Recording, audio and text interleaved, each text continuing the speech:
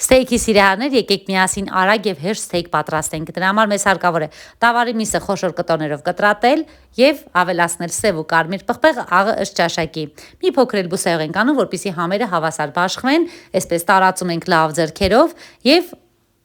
միսը պետք է տապակել բարձր ջերմաստիճանով։ Ստեյքի պատրաստման մի քանի եղանակ կարող եք տեսնել իմ YouTube-յան եւ TikTok-յան էջերում։ Նաեւ չեք մոռանում բաժանորդագրվել իմ առաջին TikTok-յան էջին։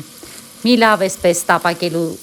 յուղը տապակելուց հետո ավելացնում ենք 2-3 ճյուղ ռոզմարին եւ միսը տապակում ենք մեջը։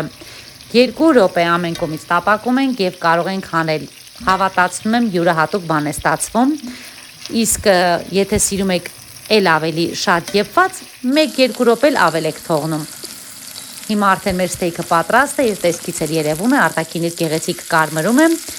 իսկ մեջը մնում է շատ նուրբ վարդագույն։ Եկեք կտրեք, կհամոզվենք միասին։ Հավատացնում եմ, այնքան նուրբ եւ համեղ է ստացվել, փորձեք եւ գրեք ձեր կարծիքները։ Նայեք, վերջում էլ որ ավելացնում ենք վրան այդ կարագը համեմված ռոզմարինով, յուրահատուկ բան է ստացվում։ Եթե համամիտ եք իմ հետ, թողեք մեկնաբանություններ եւ բաժանորդագրվեք։